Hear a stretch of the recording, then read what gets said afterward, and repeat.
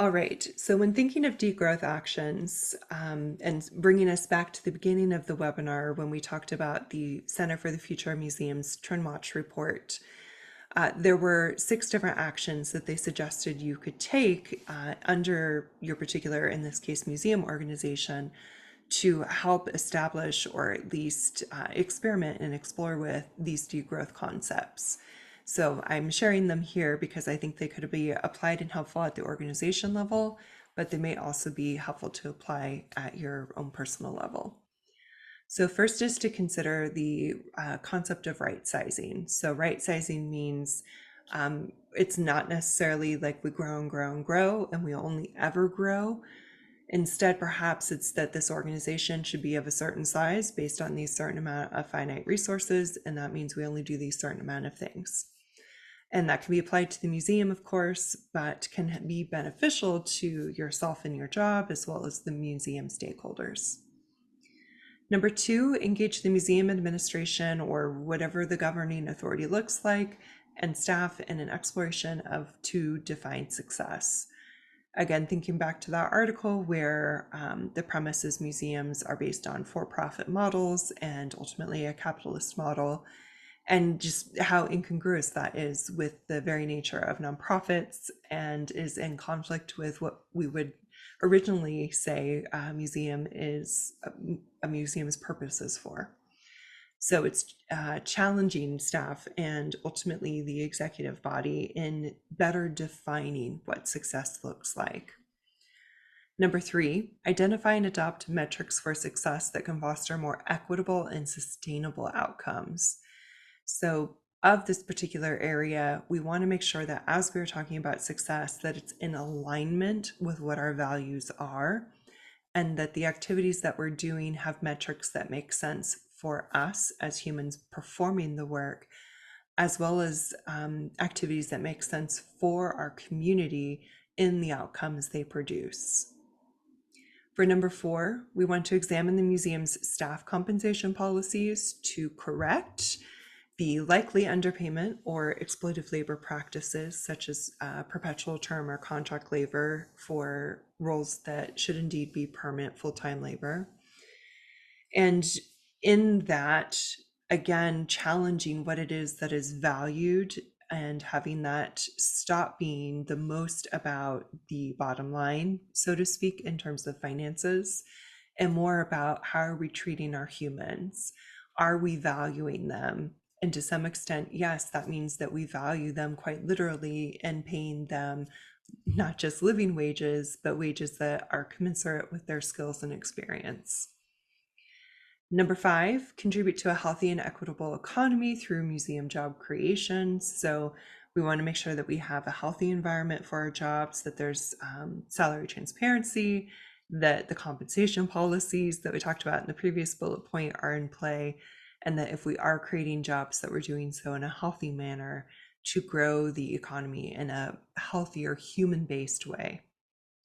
And number 6, right sizing in a way that prioritizes equity and preserves heritage. So building and reiterating on that right size concept, and instead having to be very specific to that mission, which is typically something to do with preserving and sharing heritage. And for us as individuals, when we are engaging in degrowth or doing that deaccessioning process of things that do not serve us, we can do a cut, pause, or pass. Or excuse me, 4. There's cut, pause, pass, and delay. And for us, we can either cut the activities out as a whole.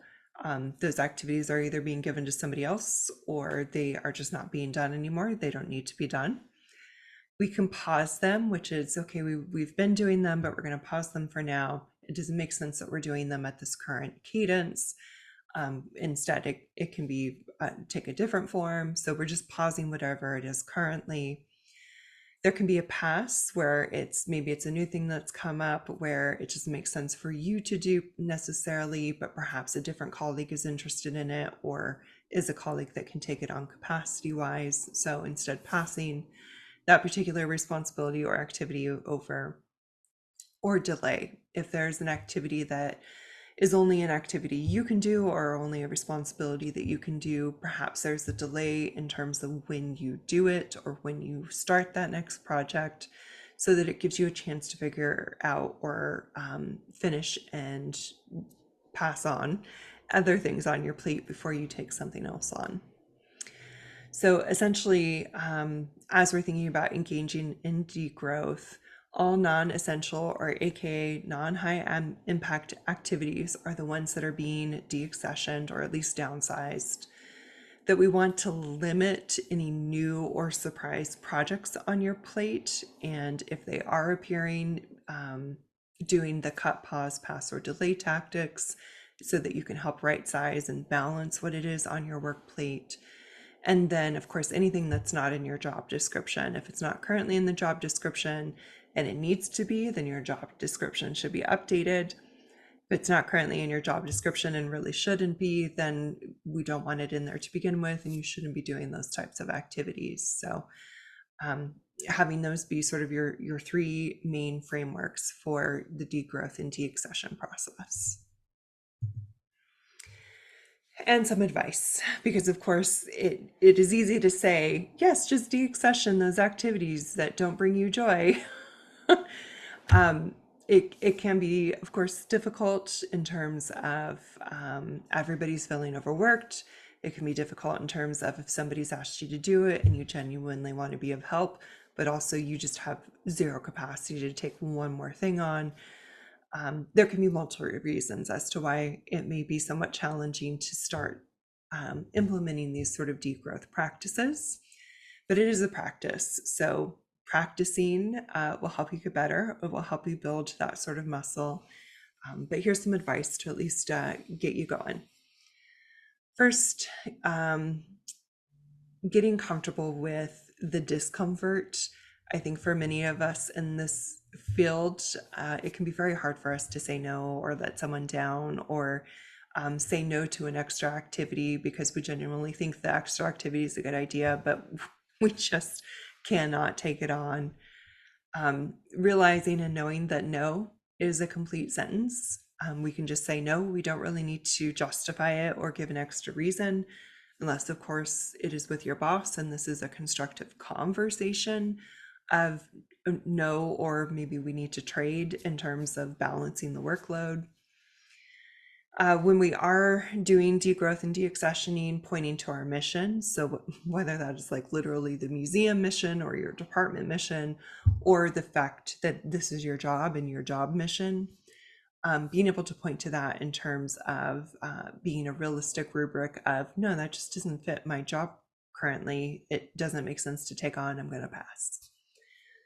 And thinking about if this, then that trade. So in some cases, there may not be much of an option for us to say no or to say, like, we've been doing this, but we're going to stop doing this.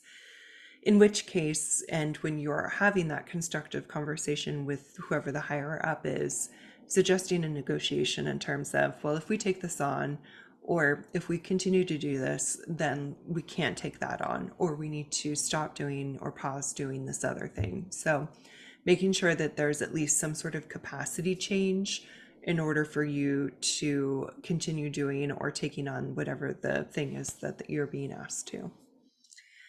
And also that it is an option to negotiate for more time, money, or resources. So some of those finite resources that your museum or archives could provide, if they're asking you to do more, or if in your evaluation you're finding that you're doing way too much, then more than you have the resources or capacity for, it is completely fair and in many cases makes sense that you would need to ask for more time, more money, or whatever those resources look like for you.